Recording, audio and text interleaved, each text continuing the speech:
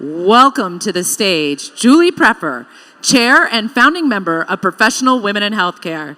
Julie is president of Preferred Solutions, Inc., and has more than 25 years of leadership experience in the healthcare industry in the areas of sales, marketing, strategic relations, and business development. Let's welcome to the stage, Julie.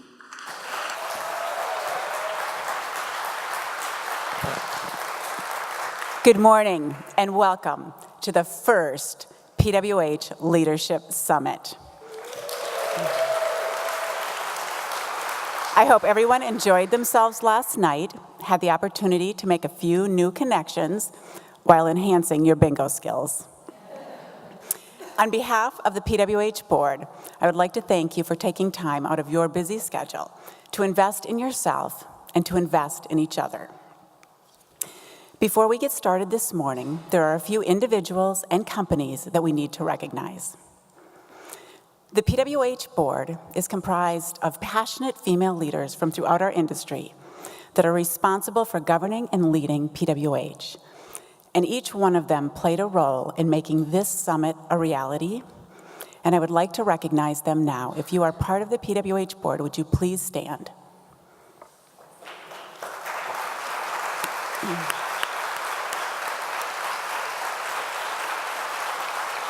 Thanks. I would also like to recognize and thank the summit sponsors, the companies that made this event possible. Those companies are listed on the screen. And I would like to thank our PWH corporate partners for your ongoing support and partnership.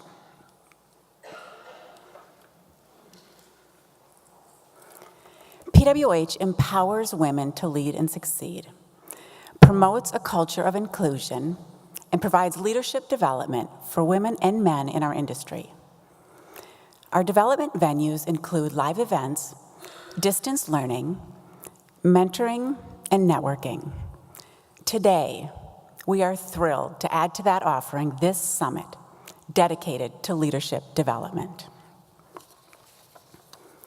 When planning for this summit, we wanted to focus on two key core competencies of PWH: empowerment and development.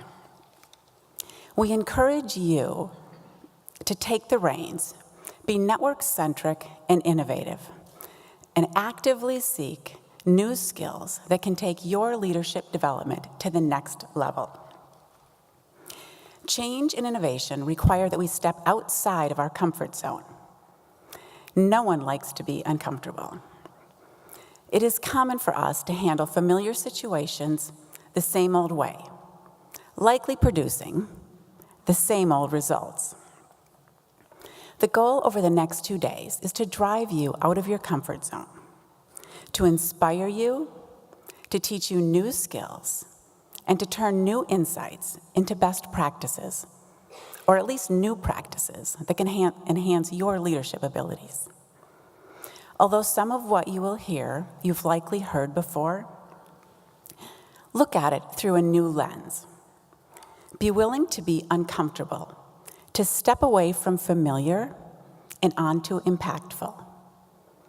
Easy is not where the fruit of your success lies.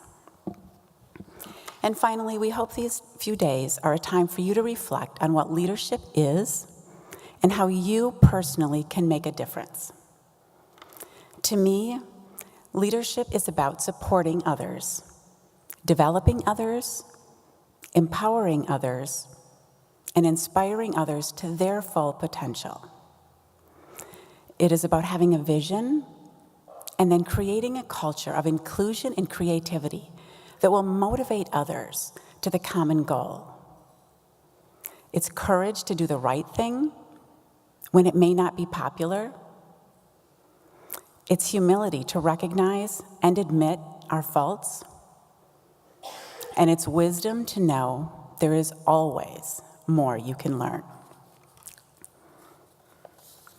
John Wooden, former head basketball coach for UCLA, said, "It is what we learn after we know it all that really matters."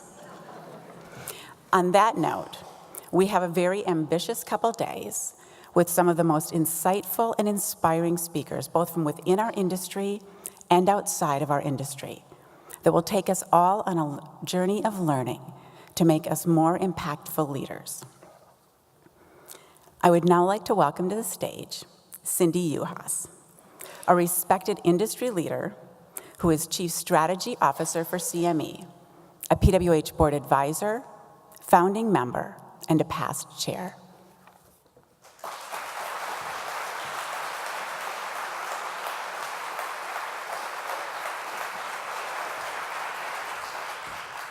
Good morning, everybody. It's so exciting to be here. I can remember the first PWH meeting we had. Some of us in the room were there. It was about 10 of us, 10, 20, at a luncheon, and where we really came up with the idea of PWH. So it's great to see it come this far. I'd want to play a little bit on what Julie was saying. Our mission at PWH is to empower women to lead and succeed, but our vision is a healthcare industry equally led by women. Now, some of you in the room might think that means getting rid of men, right? No. That's far from what our mission is all about, our vision. We really want to be with the men at the table, right? And it's been proven over and over again that boards and leadership groups that are more diverse make better decisions, both financially and for the good of their customers. And who do we serve as a customer in this industry, right? It's doctors. More than half of doctors are now women coming out of med school. Nurses. Now, nurses are probably more women than men, but there's still a lot of men in the industry now. And supply chain leaders, right? And I have an interesting story that I wanted to share. I was at a meeting recently, and the head of a supply chain of a major IDN in this country said that one of the most annoying things for her is when companies, a distributor or manufacturer, comes in to do a presentation and it's all men. And she goes, we work really hard to have our supply chain look like our patient base, right? And the patients that walk into hospitals or clinics are not all men, right? There's a lot of women, mostly women. So I think as the 2 days move along, you'll learn more and more about that, but it really is better for the companies in the room if there were more women sitting at the table of their leadership group. So on that note, I'm going to do some housekeeping. I'm a woman.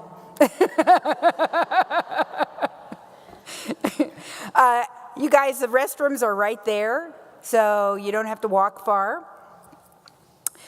Cell phones, I know we're all married to our cell phones in one way or another, but if you could keep them on vibrate or silent, it would be helpful for our speakers. Wellness breaks, we're not going to take a break till the end of our TED Talks, so if you need to take a break, take it. There's water in the back of the room. If you need anything or need any help with anything, there's some women here with teal sweaters. Can somebody stand up that has a teal sweater? There in the back of the room. You need anything, you have a question, ask them. And now we would like to introduce you to the Leadership Insight segment, represented by some of the most successful leaders in our industry. And we are looking forward, I am personally looking forward to hearing from every one of them. Our first leader is John Bauman, President and Chief Executive Officer of Midmark Corporation. If you haven't met John and talked to him, make sure you do during these 2 days. He's a very inspirational leader, compassionate, forthright, honest, everything you want in a leader. So I really think you'd learn a lot from him by taking a few minutes to speak to him. Prior to holding this position, John joined the Midmark Board of Directors in 2009 and was named chairman in 2013. He led the company with a strong focus on Midmark's vision, value, and strategies, which support innovative and growth initiatives to increase the efficiency of healthcare. And that's one thing Midmark does really well, is they don't sell products, they sell solutions. And they've been a great partner for us. John has won numerous awards for leadership and entrepreneurship, including the 2014 Entrepreneur Vision Award from the Entrepreneur Organization of Cincinnati. Furthermore, he brings leadership experience from serving on a number of corporate boards, which include Basco, Cost USA, and Ocean Accelerator, Inc., among others. Please welcome to the stage, John Bauman. Thank you, dear.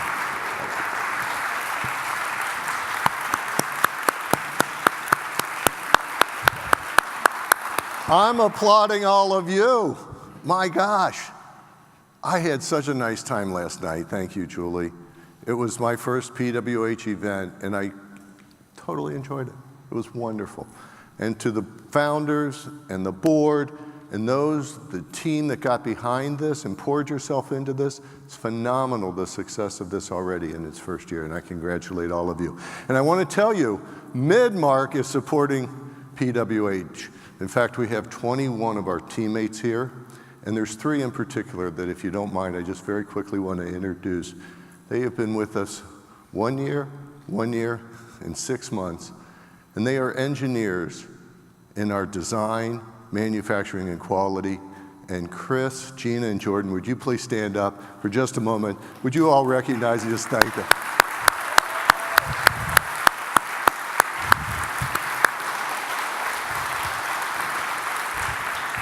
Thank you, ladies. I applaud you for taking the time and investing in your future, and I hope you recognize that Midmark wants to invest in you as well. We see you well beyond your role as engineers. You're leaders of the future for PWH and for our industry, and we're glad you're here. So thank you, Julie, and to all of the board that you created such a terrific opportunity for them. So, I was asked to speak about leadership and leaders. That's a weighty thing to try to get my hands around, right? There's so many things we could talk about. Vision casting and strategy and team building and communications. It's enormous. And I'm humbled that I might be here when there's such a body of work of books and literature and research that's been done on leaders and leadership. And I thought, how do I do this? And I asked myself, what is leadership? And if you could suspend your own definition of leadership for a moment and just take in this definition about influence based on trust. Influence based on trust. And as Sheryl Sandberg said, leadership is about making others better as a result of our presence and making sure that impact lasts in our absence. So I asked myself, this will be really interesting if I have to do this without my notes. I asked myself, how do I boil this down? And I said, here's the question, John, I want you to ask yourself. When you have felt your best in your leadership and as a leader, what was present? What was different about those experiences? And I think that I came upon this, and I want to share it with you today. And it's 2 things. But before I do, I want to share with you that I graduated 39 years ago. I've been 27 years in the C-suite, 24 years as a chief executive officer. I've completed 26 acquisitions. We've sold and worked with customers in over 90 countries. We've doubled those businesses 100% over that period of time. And we've worked with thousands of teammates across the globe. And what I'm going to share with you transcends all that. I think what I'm going to share with you is true in every one of those 90 countries. It's true in every one of those organizations, 26 organizations we acquired. It's true for every one of the thousands of teammates that I've worked with. And the first thing I want to do is share with you some tools before we get to it. 2 tools. And I'm going to ask you just for a moment to, in your inner voice, answer these 2 questions. Ask yourself, what do I care about? And what do I worry about? What do I care about? And what do I worry about? And hold that for a moment. What I can tell you is I care deeply about my family, my wife and my children. 18 months ago, 12 months ago, my wife and I encountered something we weren't quite sure how to work around. It was outside our level of experience. Our youngest son was starting to show sensory behavioral kind of issues. We didn't understand that, and we didn't have context for it. We cared deeply. We love our son, and we were worried about him. Now, through others that came around us and talked with us about that, and then the introduction to Children's Hospital and OTs and the like, he's doing fine. He's moving on, and he's doing great. I don't worry as much about him today. I care deeply about the Midmark mission, that we can improve the experience between the patient and the caregiver at the point of patient care. I care deeply about that. And I believe and I care that through the work we're doing to bring clinical expertise, technology, and workflow together, that we can actually work within the clinical community and change outcomes. And we are doing that today with our new examination chair and the sprint protocol for better BP. And I believe that we can change outcomes and improve things for patients. I worry how much time we have to remain the leader we are. We've got to move. Things are happening so quickly that we need it. You new engineers, we need new products. After lunch, you got to get back. You got to go. We can't have you here. I care deeply about my team. I will fight for my team, and they know it. And I will fight for my team because we ask a lot of them, and they give a lot. And I know a fight for my team is a fight for a customer and a fight for a patient and a fight for our shareholders. And I worry every day about how do we communicate and connect with them. What do we care about and what do we worry about? See, in this equation of emotional and intellectual, it brings us to a thing called trust. And trust is the cornerstone. And inside there is character, competency, and connect. I'm only going to talk about 2, character and connect. And within character, I want to talk about the consistency of character. That's the first element that I found when I looked and said, John, what's present when you feel a sense of your better leadership than other times? Consistency of character. And number 2 is empathy. Character, doing the right thing when nobody's looking. But more importantly, it is what you bring, your presence as a leader. It's not what is taught, it is what is caught. That's where I've done my best learning. Not when someone's teaching me, but when I'm watching all of you as other leaders and benchmarking from you and listening to you. And so we as leaders need to know what are those truths and principles and what's at the core that we believe in and that people can count on us for, and that we remain consistent in that so they know us. And if they know us, then they can act on it. If my team knows that at my core, I'm about making decisions. It permits them to make decisions.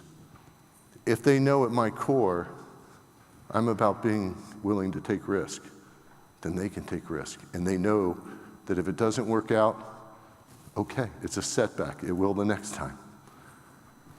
So consistency of character is incredibly important. The other that I want to talk to you about in the short moment I have, empathy. Now don't go to the soft side. It's okay to go to the soft side, but there's a hard-edged empathy. Empathy, yes, is about seeing the world through the eyes of others. It is to understand the world through their experiences, through others. And it's to feel that world through their emotions. When we connect with individuals in that way, we gain new insights. We gain rapport and relationship.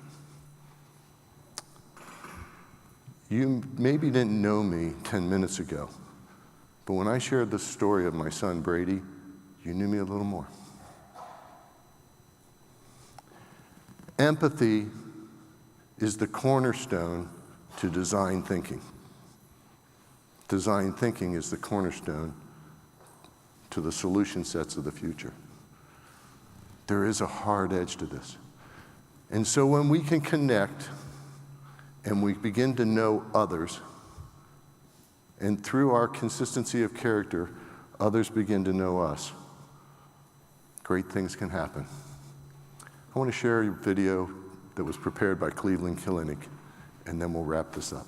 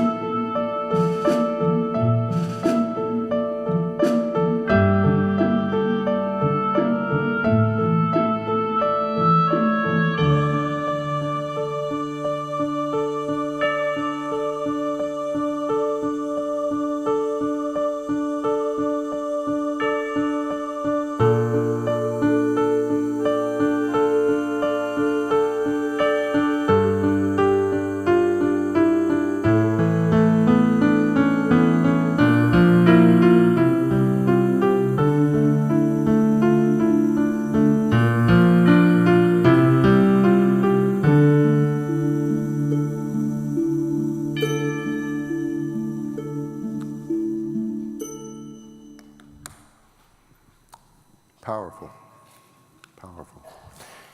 So, here's my challenge. If you want an organization to reach greatness, if you want to find that extra level of leadership, to take your leadership and being a leader to a next level, I encourage you around two things.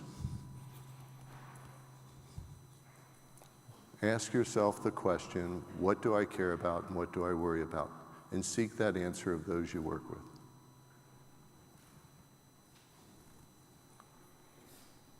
If you're about and understand that trust is at the cornerstone of leadership,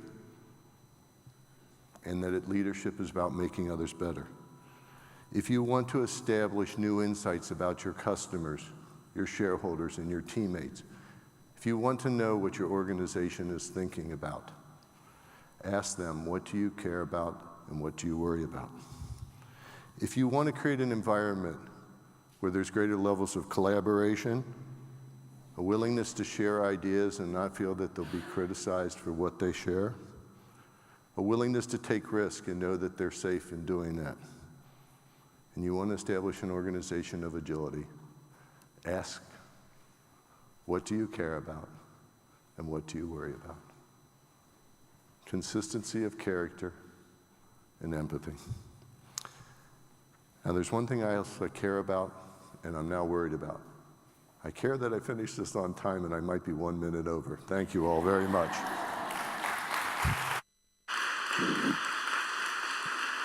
Thank you, John. Let's please welcome to the stage Heather Lorca Kropp. Heather serves as Vice President of Marketing and Channel Management for DuCal Corporation. Joining DuCal Corporation in 2004, she has held several key positions, including overseeing the marketing and product development teams. Heather is the immediate past chair of PWH. In addition to her role with PWH, she's held several positions within the Healthcare Industry Distribution Association on their Physician Advisory Council and Trade Show Advisory Council. Welcome, Heather, who's speaking on building your professional brand.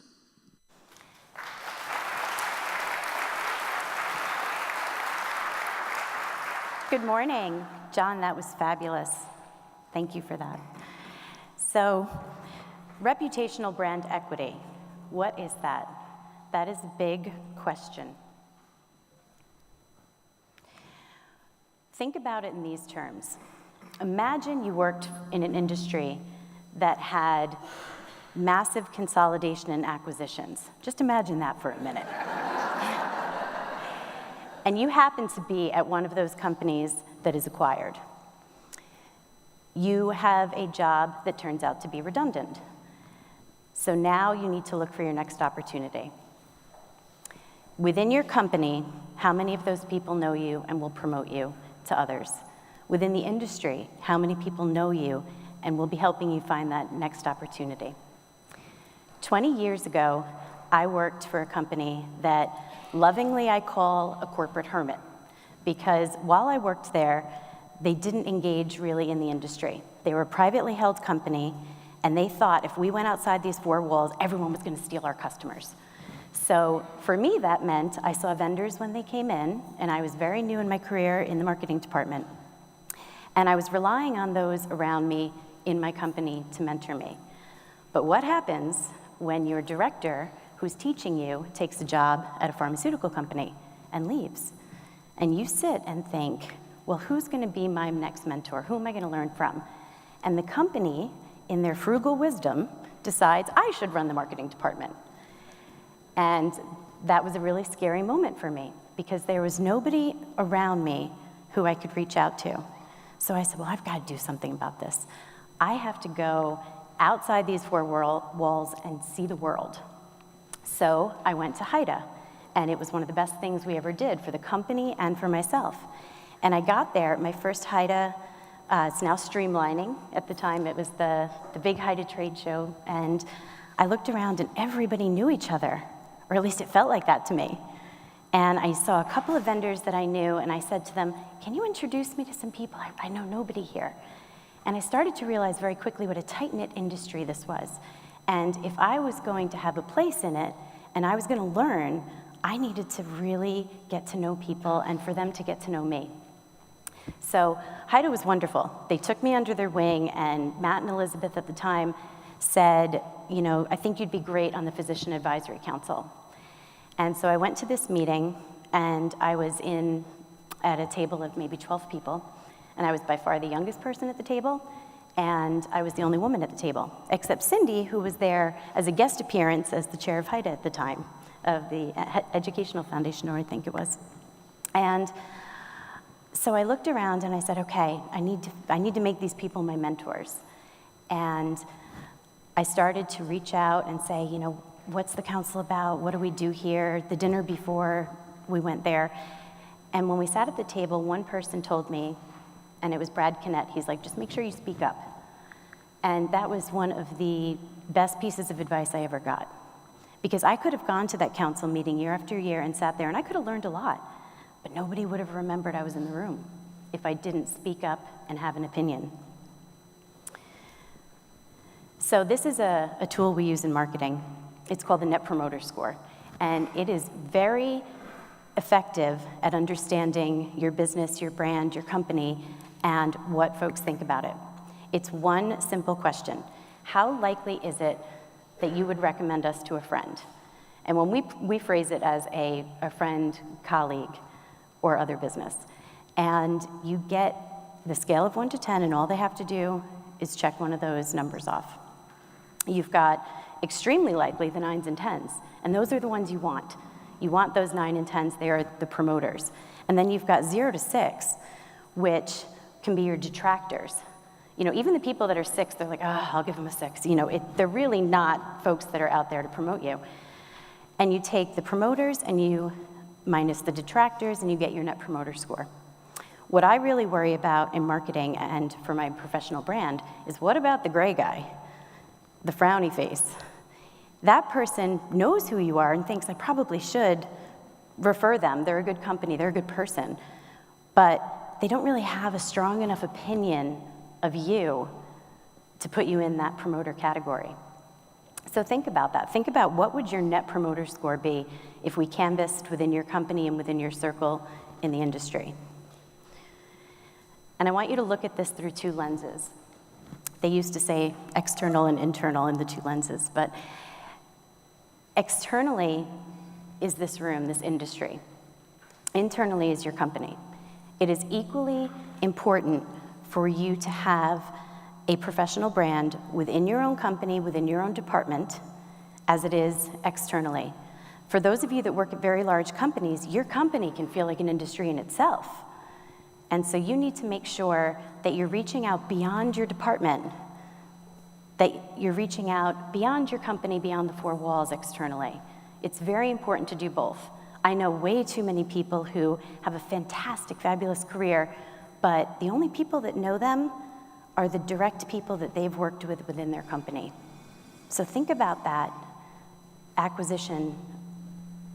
Think about what happens to that person if their company is acquired and everybody else is in the same boat.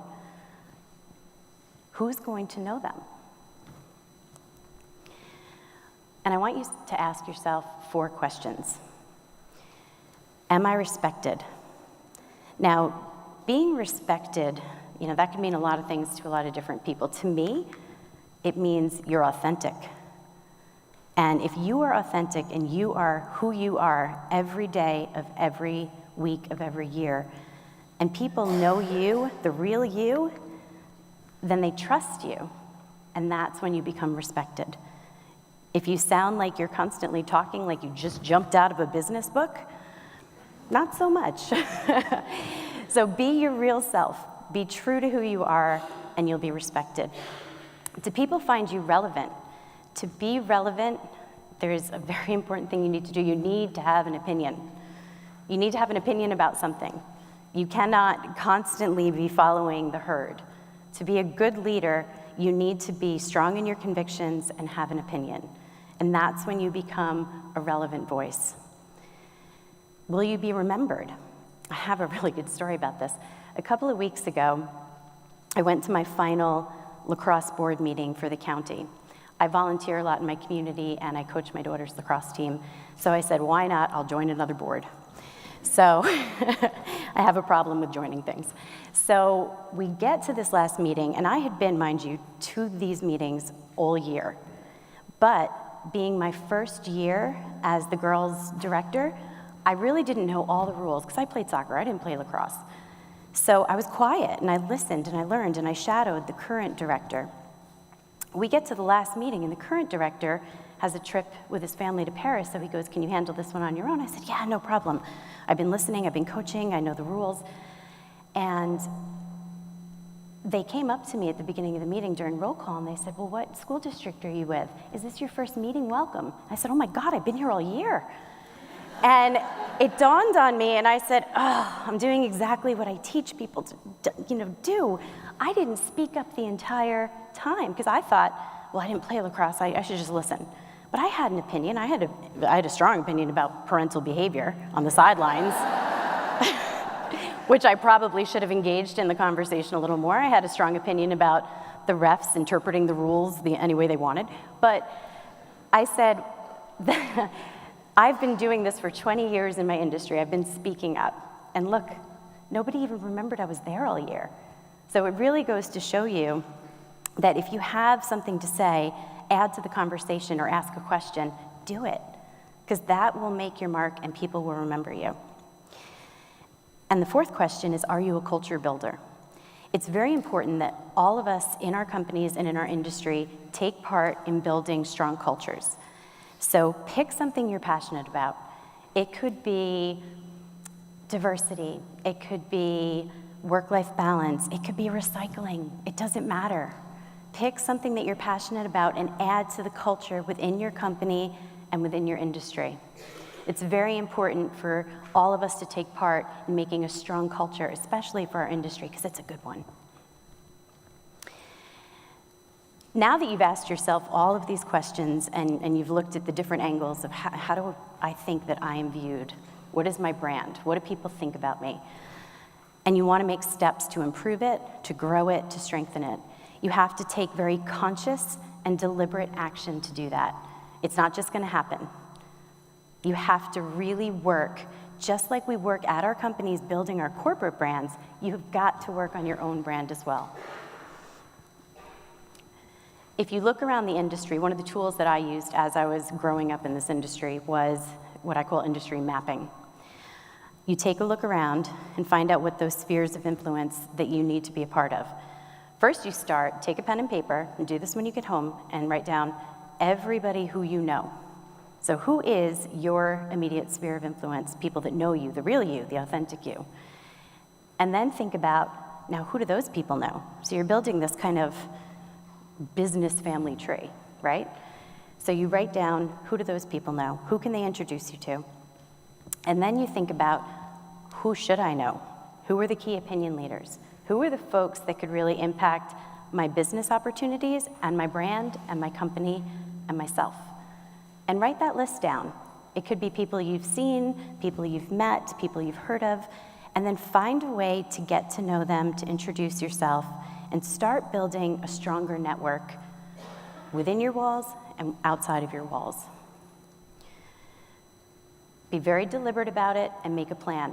Think about what you need to do, what you want to do, any takeaways that you have from today or that other folks have taught you over the next 2 days.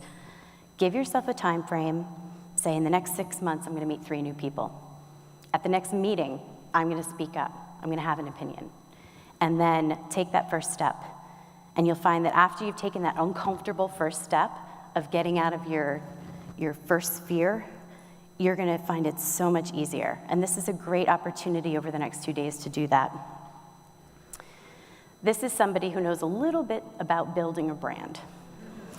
And he's done a phenomenal job of that.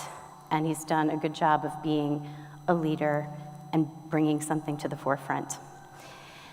Your brand is what other people say about you when you're not in the room. Think about that. What are other people going to say? You want them to have something to say. Remember the gray frowny face. You don't want for people to be in a room and say, I've heard of Heather. I think she's good. You want them to say, oh, you know, Heather's great. She's passionate about her job. She's passionate about the industry. She's passionate about mentoring. You want them to have an opinion of you that is built and relevant. So I'll leave you with this. Be remembered, be relevant, have an opinion, and be courageous enough to get outside your box and go for it. Thank you. Thank you, Heather. Let's please welcome to the stage Dr. Ann Eiden-Clamar. Ann's the chair of the board for Midmark Corporation. Prior to this role, she was elected to Midmark's board of directors in 1993, elected president in 2000, and thereafter became CEO. She's the fourth generation of the Eiding family to hold a leadership position in the company. Ann began her career practicing medicine at Family Physicians of Urbana, Ohio. She is passionate about increasing efficiencies in the practice of healthcare, as well as bringing healthcare to those who otherwise would have no access. Ann is an active member of the National Association of Corporate Directors and serves on several boards.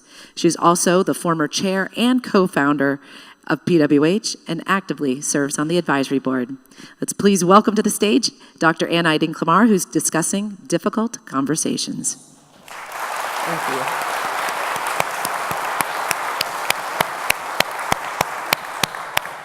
As John said, this is applause to thank you, to welcome you. I can't tell you how humbled I am by the fact that we're all here today for the first ever Professional Women in Healthcare Leadership Summit. You have all invested in yourself, taken days away to say, I want to be a better leader. This industry will be better because of that, so thank you. And to the Professional Women in Healthcare members and leadership, I know how much work has gone into this summit. Unbelievable, and here we stand 14 years later, leading an industry. So thank you. All right, difficult conversations. We all have them. Some of us struggle. And why is that? It's because there's emotion. If it's a difficult conversation, it's not about the weather. It's about something you care about or something someone else cares about. It may be about anger or frustration or criticism. There's something about it that just doesn't feel good. And we all dread them. Early in my career, I had the opportunity to have a final difficult conversation with a gentleman who was 10 years older than me. Well-liked in the industry, well-respected within the company. He had one little problem. It was about profitability. That was just something he couldn't quite get his head around. Had a couple conversations with him about that before, but then we were coming to the final, let's free you up for your future conversation. And I was up the whole night before because this man had 5 children. And so I decided to approach the conversation differently. You know, when we talk to one another, I think of it as kind of a corridor of conversation. I'm going to talk to you, you're going to hear my words, you're going to talk back to me, and this is a kind of a back and forth thing. But we all bring much more than that to any conversation. We're like this giant cloud of stuff, right? We're our aspirations, our emotions, our families, our future, our definition of success, what happened yesterday at the ball game, all of that. We bring all that to a conversation.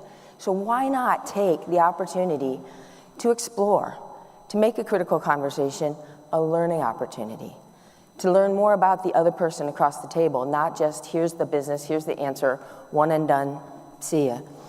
And so I did clear some space to have this conversation with this gentleman, and we talked.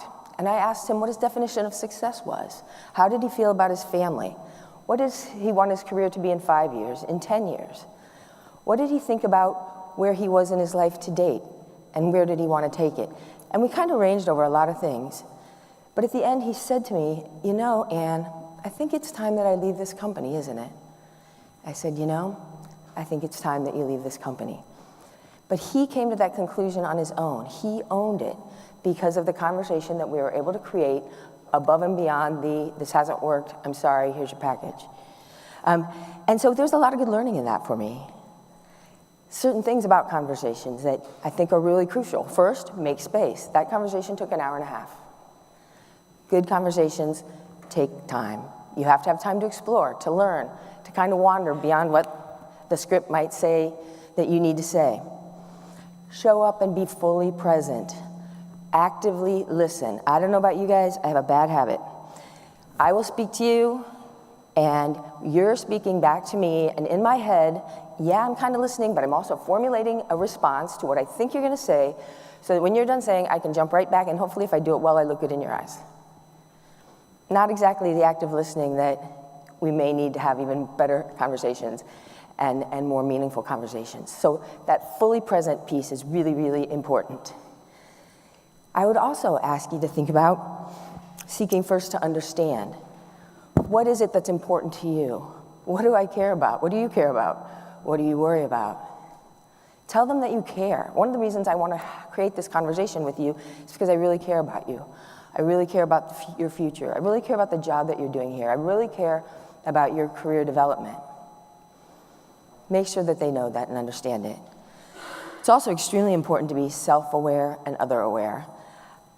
Many of you know this, some of you may not. I have a terrible temper. And when I'm in a conversation, I will find myself blood pressure going up, pulse going up, stomach in a knot. I am hot about something, doesn't matter what. But to express that will probably kill a conversation. And I've actually taken time outs in a conversation. I need to excuse myself for 5 minutes. I'm finding myself really upset. I need to step away so I can come back and continue this in a rational way. It's also other awareness. You see a look go across someone's face. You know what? I just saw something in your face. Can you tell me more about that? What are you thinking? What are you feeling? Let's explore that a little bit farther. But that awareness is really, really helpful. You can take the conversation different places with that. I think it's also really important that you read people's body language well. You know, typically arms crossed means I'm not open. And so if I see that, I say, you know, your arms are crossed. Sometimes that indicates you're not open to this conversation. Is it the content? Is it the way we're talking to one another? How can I get you to open up? Try to engage them, again, by being fully present and reading. There's also the reflect and repeat. Let me see if I understood what you just told me. And then I kind of repeat. Are we clear on this? Do I have this right? Or will you tell me what I just said? What did you hear? So that we create space to enlarge the conversation and make sure that we have perfect clarity, or the best clarity possible. There's also the concept around choosing your words wisely. You're doing a terrible job on this project. It's very different just saying, I've heard it. Then I see you're struggling with this project. What about you, this is giving you trouble? What about this isn't clear? What do you need to complete this and be successful? Very, very different. Also, blaming is not a good idea. It feels good to the person doing the blaming. The other person gets defensive and shuts down, kills the conversation. Typically, I don't know about you guys, typically there are two people that are playing this game, right? So I will own my responsibility for this part of your project not going well, but I need you to own your part of this as well. So there's not a shutdown, but rather a joining, a leaning in, so that you have commonality. Stock questions, have a lot of questions. They'll come to you naturally, out of your curiosity. Tell me what you think about this. What are you feeling? What would you do differently? What does success look like to you? How can I engage you more fully? How can I help you?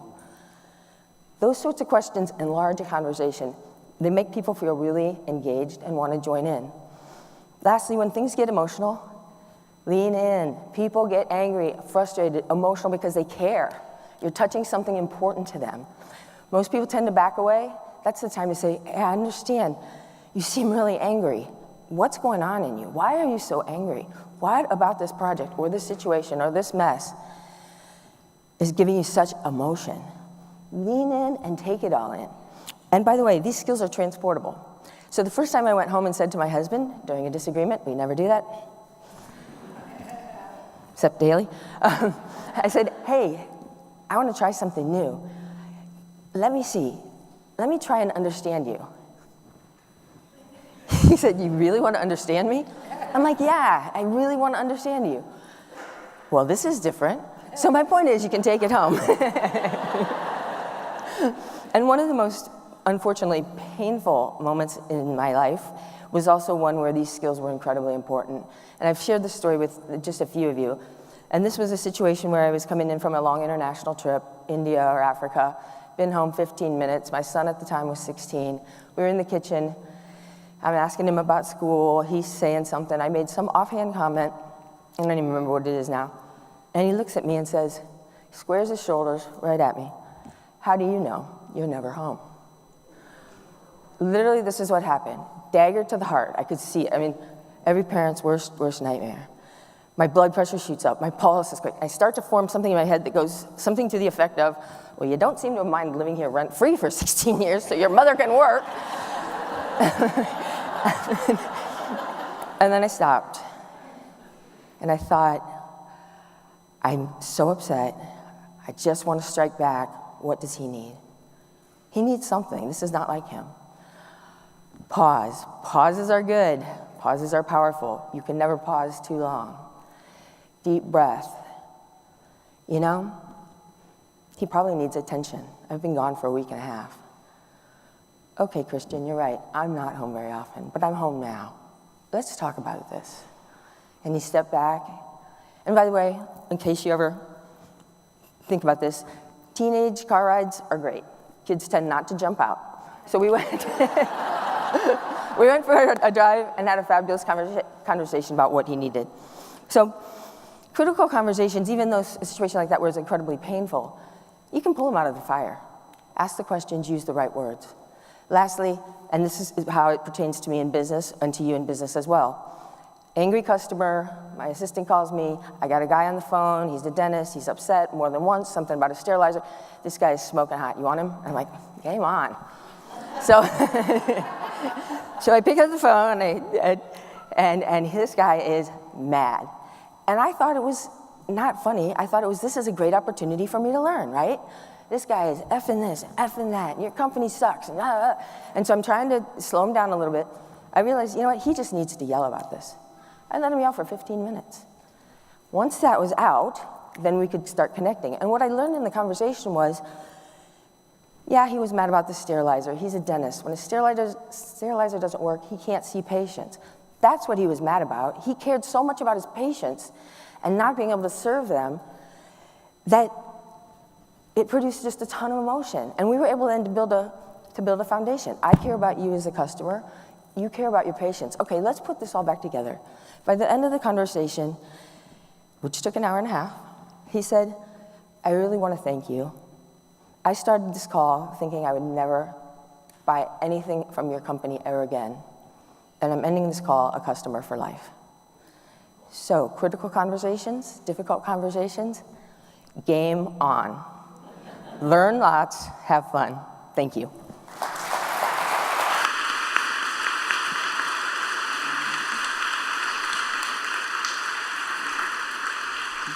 Thank you, Anne.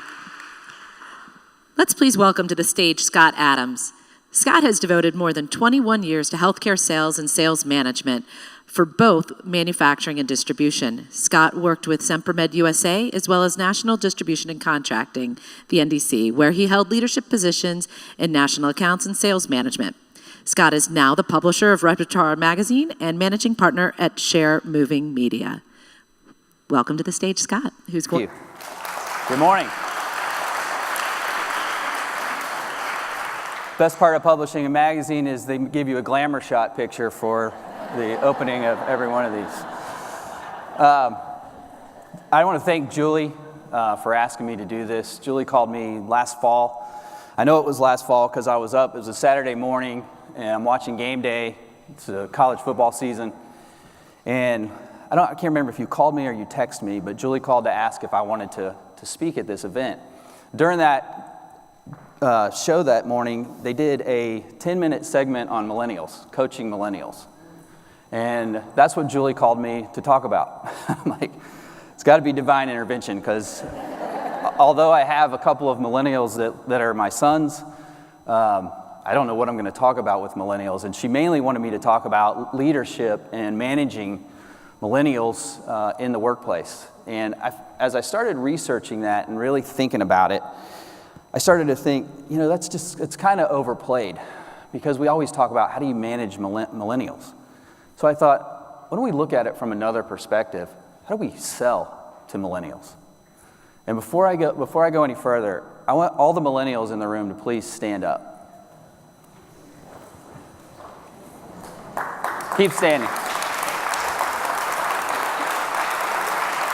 Hang on, I want to get a picture of this. tough to see because of the light. I'll put that on my Instagram. Just kidding.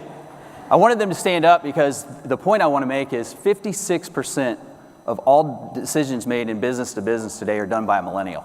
Stop and think about that number right now. 56% of those decisions in B2B businesses are made by a millennial. It's a very important group. Go one step further. They make 80% of their buying decision before they ever contact a brand. 80% of their buying decisions made before they ever contact you. We have to put content out that draws them to us. So you're going to see a couple of themes today in this that might be a little different than what you thought the talk was going to be about. One is we're not that much different, 3 generations, and the main reason is because of that phone I just held up, technology. It's brought us all to about the same, right around the same. We all do the same research. 2 is content is king in dealing with the way people are buying today. So it's not just millennials. It's all of us. We all buy in a new way than we have before. The last thing I want to say before I switch off of this slide is I feel like millennials have got an unfair kind of stereotype. And the reason that I say that is that the age gap for millennials is 17 years old to 35. So you got a kid living at home with their parents, and then you may have a 35-year-old millennial that's managing a sales team in Atlanta, Georgia. You can't compare those two individuals. They're totally different. And I feel like you guys get pigeonholed as the 17, 18, 19-year-old versus the 25, 26 on up to 35 that you really are and what you're doing today. So that's what I mean by we are more the same than we are different. So I don't think you're a magical unicorn, even though you may. I think that we're all pretty similar. So when I was doing my research on this and talking about it, and a lot of this we've done because of our media business and how are we reaching the audience that we have, I wanted to look into what are some key buying decisions makers that millennials use to make their buying decision. The first one is they are incredibly informed. And what I mean by that is think about a 25-year-old in 1995 walking into a Toyota dealership to buy a car. I actually was working at a Toyota dealership in 1995. Who had all of the information on that Toyota Camry? The dealer, the sales rep. You had to talk to a salesperson because they had all the information. Now, fast forward to 2018 and think about a 25-year-old walking into a Toyota dealership to buy a Camry. They probably have more information than the sales rep that they're going to talk to. In fact, they've probably already picked the car out on the lot that they want with the color, the interior, the engine, everything they want about it. And I bet they've read over 100 peer reviews. They're incredibly informed, and they've made 80% of their buying decision before they ever contacted that brand. You know what? Same with boomers and same with Gen X. I'm Gen X, and I don't buy anything anymore without researching it. I look at it. I asked my sons this exact question. I said, hey, when you guys buy stuff online, because they buy a shit ton of stuff online regularly, excuse my language, and it just shows up at the house. I've got it now where it pings my phone so I can be like, whoa, time out. What are we buying? They're like, Dad, we reviewed it. It's the best product on the market. I'm sure you have. The next key component, and this I think is true of all of us as well, is convenience. Millennials want convenience when they buy. Convenience, and this is where I think it brings us all in, is where's Jennifer from Amazon at? Is Jennifer in the room? So my office, there's 12 of us in the office. 2 of us are Gen Xers, me and Pritchard. I know, shocker. Everybody else is a millennial. We get 3 to 6 packages from Amazon a day in the office. Because why? It's convenient to buy that way. And probably 3 of them are coming to me or 3 are coming to John because we both buy just the same way. It has become just so convenient to buy. I think in healthcare we got to be a little careful with that because convenience can also can lead to overconsumption, which that's why I have 12 pair of golf shoes in my garage and I only wear 2 of them. But convenience is very key in how millennials buy today. And then the third is they care about social interaction and being involved in the community. I'm going to show you guys in the next 2 or 3 slides big brands that you all will know that are doing all of these things to draw customers to them. And it's all about content, and they're using these different types of content to draw. The video that John showed of Cleveland Clinic was done by a lady named Amanda, and I can't say her last name, it just doesn't come out of the southern mouth, Tortuovich. Amanda was the content marketing professional of the year last year for that video. She's an incredible person. If you don't know her, go on LinkedIn and link up with her. Look at some of the things that they're putting out. Health systems are putting content out today to draw patients to them. They want content from us to help draw patients to them as well. It's very important. That whole video you watched for, what, 2 minutes, 3 minutes, John? Didn't say Cleveland Clinic to the very end. It's content to draw them in. It's very key with that 56% of millennials.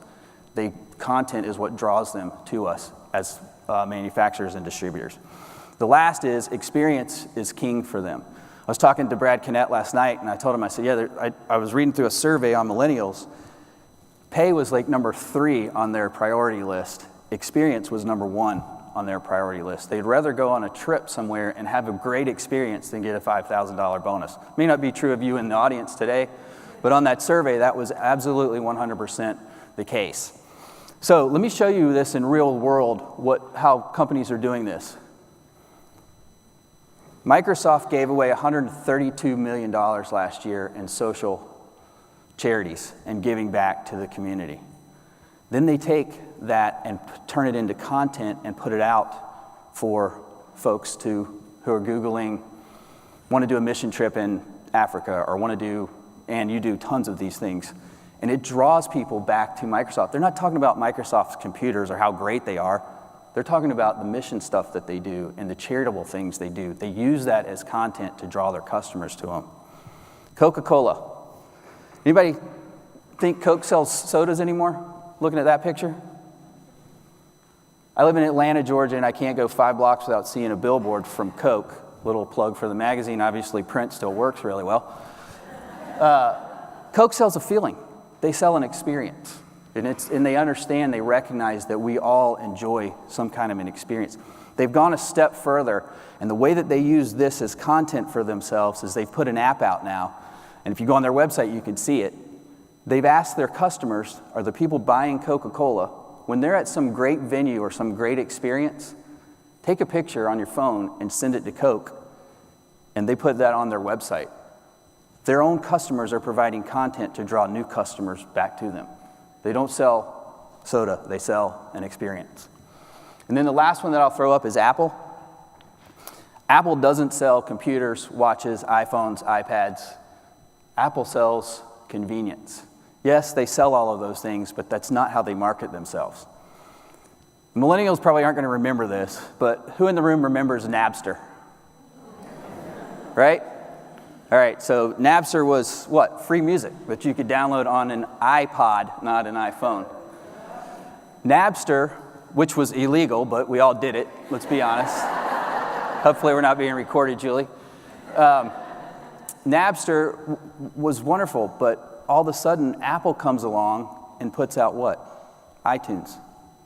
And now we're all foolish enough to pay 99 cents to $1.29 because we can get one song real conveniently on our phone. People will pay for convenience. Millennials will pay for convenience. Boomers will pay for convenience. And I assure you, Gen Xers will pay for convenience. So all of these things, these big branded companies are doing. Doesn't matter what generation you're in. So with that, I'm going to wrap this up and kind of go through a couple of key points. Millennials are informed. They like convenience. They're very concerned about you having a social presence as your business. They don't care about your profit. They care about what you're giving back to the community. And they're very much into experiences. It's funny, if I think about that, I feel the same way. My order may be a little different than that. We're not that different. So the magic of managing a millennial or selling to a millennial, think about who you are, how you want to be sold to, and think about these key points that they're looking for. They also want to engage with the brand. And the best example I can give of this that I use in a regular basis, I wouldn't say regular because they don't screw up that much, but I engage with Delta a lot when I'm flying, and I do it through Twitter. I go on to Delta Assist. If I'm having an issue with a flight or with anything, they literally will tweet me back within 3 to 5 minutes. if I hit them. That's engagement with a big brand, and they recognize, because of technology, that you've got to engage with your customers. And then the last thing I would say is 24-hour technology in this phone has brought us all closer together, and it's made us all very similar. I think we could get rid of the term millennial and the term Gen X and the term boomer. I think we could be the Amazon Prime generation. Jennifer's paying me for this speech, by the way. I say that in all honesty. I do. I think we could be the Alexa generation. We are all closer than we ever have been before. So I think when we're talking about managing or selling to millennials, we have to think about them just like they're us and recognize that they get pigeonholed in, they could be a 17-year-old and still be a millennial, an 18-year-old. That's not who we're talking about. We're talking about adults that are in this room. So thank you guys very much. Hopefully that was informative. I really appreciate you having me. Thanks, Scott. Joining us now is Joan Elizak. Joan is the president of Extended Care Sales at McKesson Medical Surgical. Joan began her career in healthcare manufacturing and distribution at Baxter Healthcare, then joined McKesson Medical Surgical as Director of Market Services. In her 20-plus year tenure, she's held positions in operations, sales, business development, marketing, and supplier management. She has served on the HIDA Educational Foundation Board, HIDA Board of Directors, Global Healthcare Exchange Board of Directors, and is currently on the PWH Advisory Board. Joan also received the McKesson Medical Surgical Change Leadership Award in 2002. Let's please welcome Joan to talk about transitioning from peer to leader. Thank you.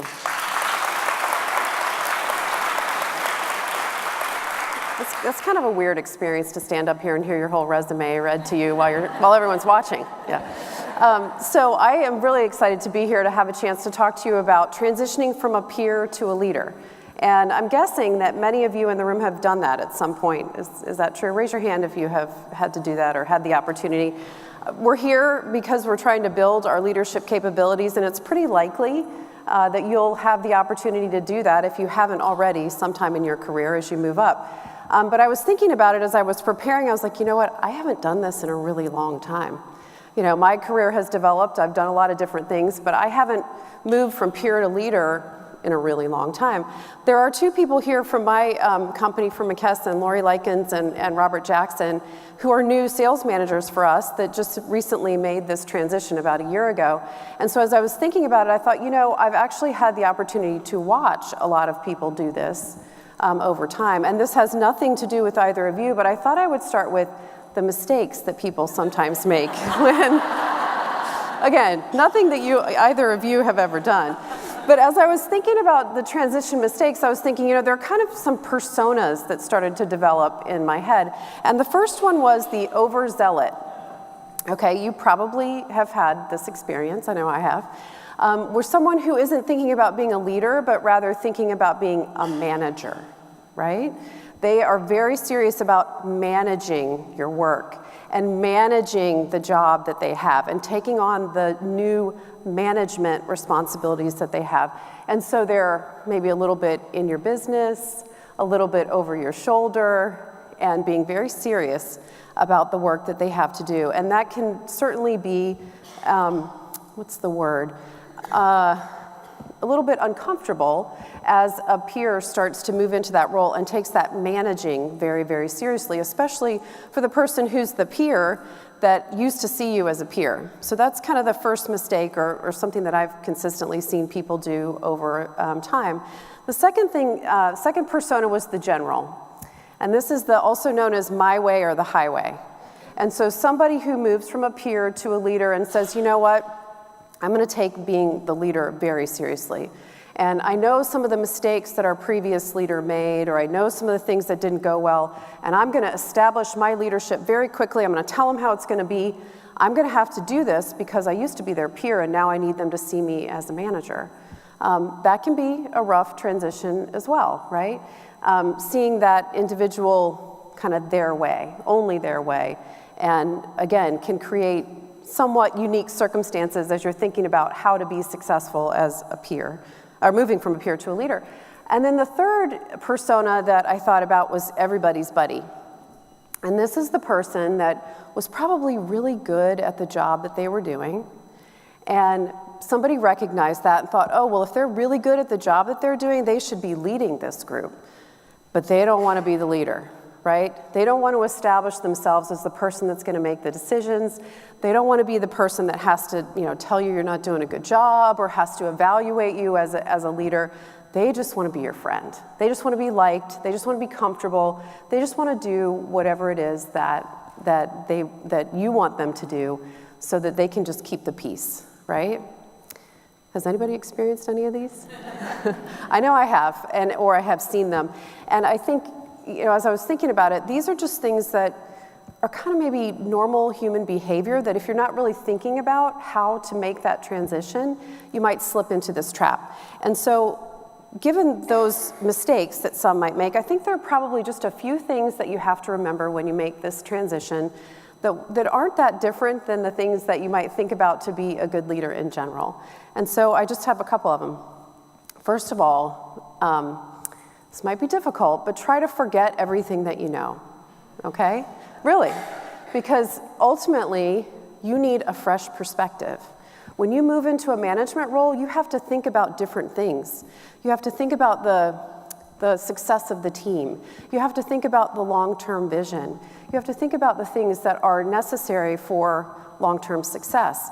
That isn't necessarily what you're thinking about when you're doing the role that you were doing before. And so you need a fresh perspective. You need to think about it differently.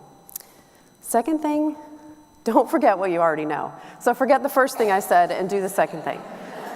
Seriously, because it's really important to know that you know a lot about these people. You know what matters to them. You know you can do the empathy, the thing that Ann and John both talked about.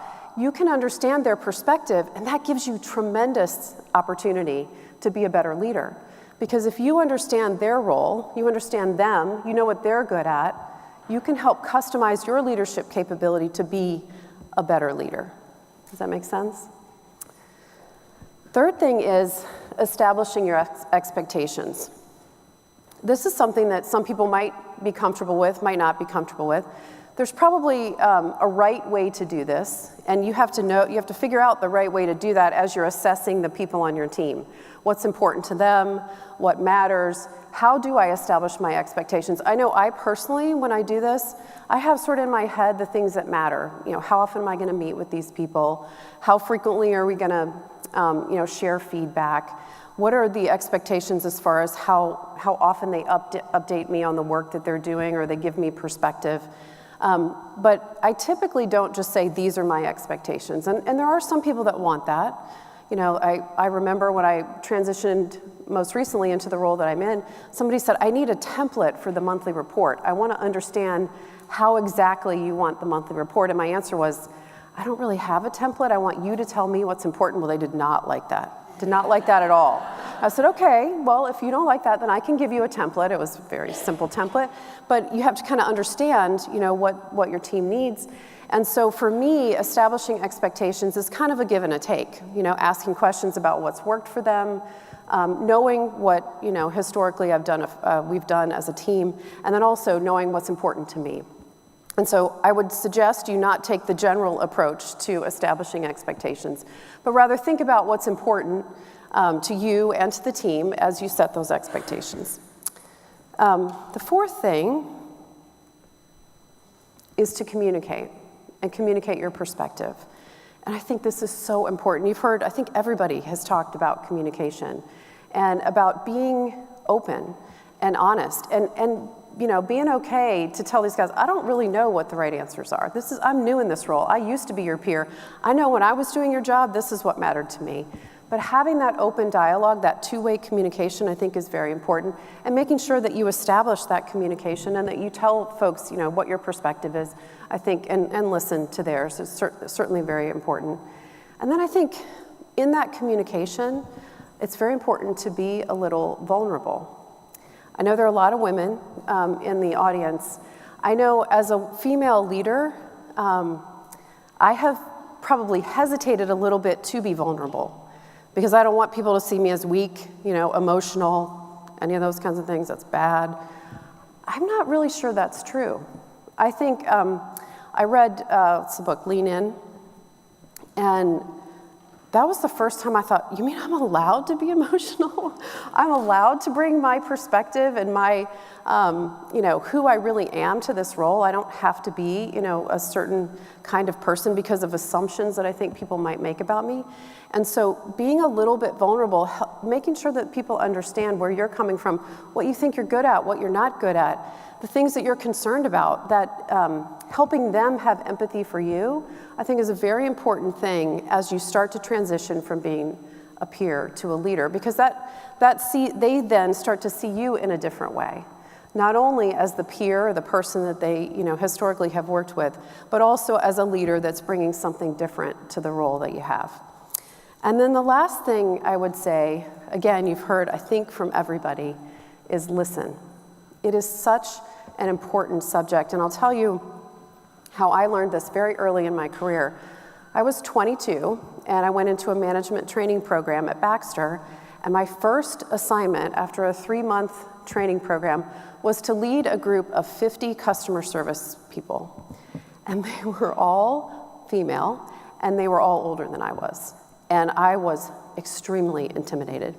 And so I went into this role, and I was a decent leader. I knew how to do some things, but I made an enormous mistake. We had the ability to wear jeans on Fridays. And I told them, you can't wear jeans on Friday unless you're gonna help clean up clean up outside. We're gonna do a trash pickup day. And they were furious. They felt like, hey, jeans is my, God-given right. I get to wear jeans on Friday. I do not have to go outside. I mean, it's great. You want to clean up the yard, but I'm not doing that. And I was just I was floored that nobody wanted to do that. Like, I couldn't understand why. But I hadn't listened to what was important to them. And I made an even bigger mistake, which was then I had an all-team meeting, and I didn't allow them to ask questions about it. I just said, this is what we're going to do, and didn't allow them to ask questions. Oh, it was awful. It was absolutely awful. Thank God I learned that early in my career, because it sticks with me today, because I think if I had listened, if I had understood what was really important to them, I would have been a much more successful leader. And so that's just the last thing I would leave you with. The more that you listen, the more that you understand, the more that you use the experience that you've had as a peer, the more successful that you're going to be as you transition into that leadership role. And so I just recommend that you do these 5 things. There are plenty of others, obviously. But I think if you do these effectively, then you can have a very effective transition from a peer to a leader. That's all I have to say. Thanks. Thanks, Joan. Please welcome to the stage Danilia Green. Danny is the Director of Supply Diversity for Owens & Minor. Under her leadership, Owens & Minor has continued to grow its spend with diverse enterprises, having the most diverse private label in the industry. Diversity within the supply chain and workforce has been a long-standing impact area for Dr. Green. Welcome, Dr. Green, to share on diversity and inclusion. What's next? Thank you very much. As I stand here today, I'm reminded of a speaker who shared a story about being an O. Now, this wasn't like, a human character in a giant tic-tac-toe game. And maybe through an example, you can relate to this concept of being an O. Perhaps you've been invited to a high-level leadership meeting in your company. And when you arrive to engage in the discussion to help drive decisions, you open the door and the room quiets. You turn and all eyes are on you in the doorway. Although it's in silence, in your mind's ear you can hear, "Oh, were you supposed to be in this meeting?" Now, I'm sure that there are a number of individuals who are in this room who survived being the O in the doorway to come in and take a courageous seat at the decision-making table, only to have your recommendations seemingly ignored until they were uttered by one of your male colleagues, to which one might say, "That's a great idea. We should have thought of that a long time ago." And you were thinking, "I just said that."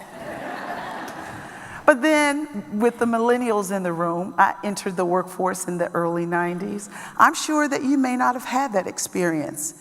And I would say that we owe that to the courageous women who faced an industry that wasn't ready to embrace diversity. They could, let alone, had some challenges tolerating it. But they stood in the face and they grew against the opposition. And here we are today. And I think that we should celebrate the resilience of those leaders who brought us to this point. And when you think about it, I was trying to find something. How do I capture that experience? And there's a quote that I found by Gandhi. And I think it kind of sums it up a little bit. At least for me, it did. He said, first, they ignore you. Then they laugh at you. Then they fight you, and then you win. Now, I would be remiss if I didn't say that winning, this type of winning does come with a price. Sometimes it's wrapped up into the cost of competition and conflict. Now, most of us, as I look at Cindy, I'm sure that you know that internal conflict is never good. And most of us would probably agree that competition can be healthy, but not when it pits us against one another. And so we're mindful that as we have embarked upon this journey in diversity and migrated to inclusion, we're still on the other side of trying to figure out how to really celebrate it with equity and parity and things of that nature. And I think there's a workshop tomorrow that talks a little, or maybe later today, that talks a little about equity. But, you know, I'm not going to say anything that hasn't been said before, but I do hope to crystallize a few individual mandates. So you might get a little comfortable about what's next, what's beyond diversity and inclusion. You know, every 10, 20 years, we wear a word out and we'll reinvent it with another word. But at the end of the day, when I think about diversity and inclusion and taking it to the next level, my thought process goes more to seamless collaboration. There's two parts to it. That's a desired state. But anytime you have desired outcomes, there's always some undesired outcomes. And I'll talk a little bit about some of those challenges as well. But when we think about seamless collaboration, I would ask you to think about how when you think of a seam, it's like these foreign objects are sewn together. And in that structure, actually the weakest part of that structure is the seam where the stitches are. But when you think about seamlessness, you think about continuity. You think about no beginning, no end. Kind of like that O that we started talking about. Seamless collaboration, or in my definition, and this is Danny, multicultural, I call it multicultural execution without barriers. When we can get into that, we really have the opportunity to unlock what so many of us are trying to do in our companies. That's engagement and maximum utilization. Whether it's in our workplace, whether it's in our supply chain, in our communities, or in our country. The idea is that if we can unlock that, we can move forward with what the underlining premise was about embracing diversity, which we all know was about economic impact through value-added participation. And so in 1991, spring of 1991, when I entered the workforce, I was faced with this idea that now the color of my skin and the fact that I was female was somehow transformed into being assets rather than liabilities, or were they? The way you think about a thing has something to do with the people that you let into your circle. And so my friends were telling me, oh, the only reason why you have all those job offers is because you're a black female engineer. Okay.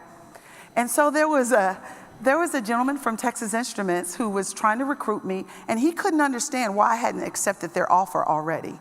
I mean, he knew that it was the best offer I had because he had helped me negotiate with the other companies, then he topped it. And when I told him, I don't want to be that token female engineer in your company, he proceeded to explain to me that that has nothing to do with why we want you. I mean, I had to go past what I was hearing from my friends and think about the fact that I did graduate summa cum laude with my bachelor's degree in physics. I had completed my graduate work at the Massachusetts Institute of Technology with distinction. And I had published a number of articles in the research that I was going to be doing work in. So it is that these elements of my personality have far less to do with my specific attributes, physical attributes, and truly multiculturalism in our workplace has less to do with what we see and more to do with our experiences, our successes, our failures. It should include our ideas, our thoughts, our perception. I mean, truly, it's bigger than a breadbasket. If you really think about everything that's in this room, there are a number of women in this room, but the diversity is still rich. And so it is that you push past all of that, and now you have the backdrop upon which I will say to you that one of the biggest challenges, and we talked about seamless collaboration in the context of multicultural execution without barriers. Well, then what would throttle that? What are the likelihood that this becomes something that we don't move into? Unconscious bias. I'm sure that there are folks in this room that understand that based on some of the talks that have come before, there are things that go into a room before we even get to the room about us, and we may not be aware of it. And guess what? There are things we bring into the room. Unconscious or implicit bias can have the effect of significantly changing outcomes and affecting decisions. Harvard University has a groundbreaking research effort underway to look at implicit bias through implicit association tests. What are some of the things that we have that are hidden to us or we're not willing to report? If we begin to peel that onion, that's where the work is now. We have policies, we have procedures, we have a diverse workforce. But to get to that next level where it's not even a thought, it's like air. It's like a fish that could be in a little water. And if you were to ask the fish, how does the water feel? They would say, what water? We want to get to that place where we don't have to think about what makes us different. We just need to receive all of the gifts that are available to us. Because truly, gifts, sharing freely in our society is an opportunity for us to accelerate smooth places coming from rough ones and crooked roads being made straight. In all actuality, there is another level that you go to when you don't have to deal with some of the other baggage that we bring in the room. And so it is as leaders in this in our companies, as high potential candidates that's growing. We have a challenge that we have to do some work to understand what we bring into the room with us. Unconscious bias is around us, it can impact us, and sometimes it's in us. And so we have to recognize that so that we don't be a hindrance to an individual or a company that's looking to grow in our industry. We need all gifts and talents to be successful in an industry that's constantly changing, whether it's through acquisition or companies dying out. We need to be able to have everything on the table. No one needs to leave their comment out of the mix. And so that's what I will leave you with today. If I think about another comment or a quote that spoke to me very highly, and we think about this idea of if diversity is what brings us into the room, and having a voice at the table is where we get inclusion, then perhaps this experience of being an O is what allows us to be celebrated at some level when we share our gifts one with each other. And there's a quote by, I want to say it's Max to Pray, and I want to get it right because it really spoke to me. He said, we need to give each other the space to grow, to be ourselves, to exercise our diversity. We need to give each other space so that we may both give and receive such beautiful things as ideas, openness, dignity, joy, healing, and inclusion. Thank you for your time and your attention. Thank you. Thank you, Dr. Green. Let's please welcome back to the stage Cindy Uhas.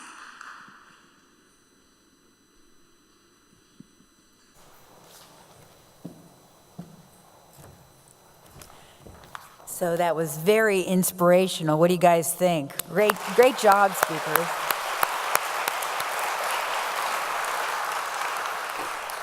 So one of the things that I took away as I was listening to all of this, you know, when you have to wrap it up, you actually have to listen, actively listen to every person speaking.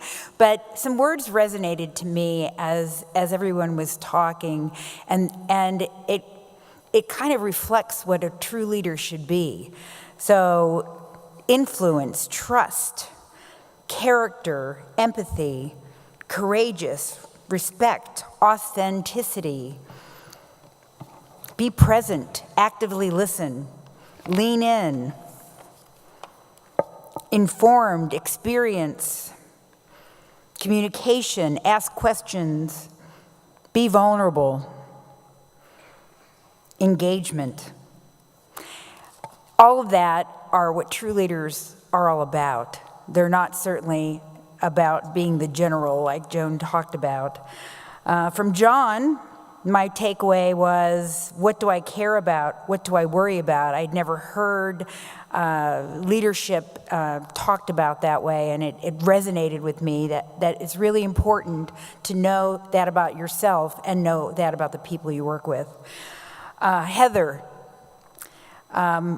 building a brand is very important, and I think what I took away from you was that you have to take your career into your own hands. Don't expect other people to make your career for you, right? You have to do it inside your company, and you absolutely have to do it outside the company, because Heather's right. This is a small industry. Everybody knows each other. You can make mistakes, but boy, don't wreck your reputation. It's really important. Don't burn bridges. And Anne, difficult conversations. I will tell you, when she got up there and I saw what her topic was, it put a pit in my stomach. You know, I don't like difficult conversations, just like Anne doesn't. But my takeaway was, make a difficult conversation a learning experience, and be vulnerable, be empathetic, because those kinds of conversations are very important to the other person and what they do with their career, and it makes you feel better, even though it's very hard to do. Scotty, great job on millennials, and the thing I took away from Scott was that we're more alike than we're different, and that was really important to me, because sometimes I think we're worlds apart when I speak to a millennial. Sometimes, as you might know, I'm a boomer, but honestly, he made me realize that in many cases we are more the same. And Joan, you know, I remembered going from a peer, and I had a lot of the same experiences, you know, managing everybody that's older than you, all that kind of stuff. And the thing that resonated with me, and it was something that a mentor of mine told me, is that vulnerability. Don't forget who you are, and be vulnerable. People appreciate it when you're trying to be their leader, not their quote-unquote manager. And then Danny, I remember being that person many times, walking into a room. That silence was overwhelming. But the thing that I took away from your talk was seamless collaboration. I love that. I think that's a great way to talk about it. And I am very passionate about diversity in the workplace and in leadership. And it's something that we really have to strive for. So I want to thank all of our speakers again. And hey, everybody in the room, your feedback is really important. Talk about actively listening. We want to actively listen to you all in the room. So you're sitting on it, or you threw it away, or you put it under the thing, but there's an evaluation form. We need you to fill them out. So please fill them out, and at the end of this morning's program, we will collect the evaluations. And now we will break for 15 minutes, and we'll see you back here in 15 minutes. Thanks.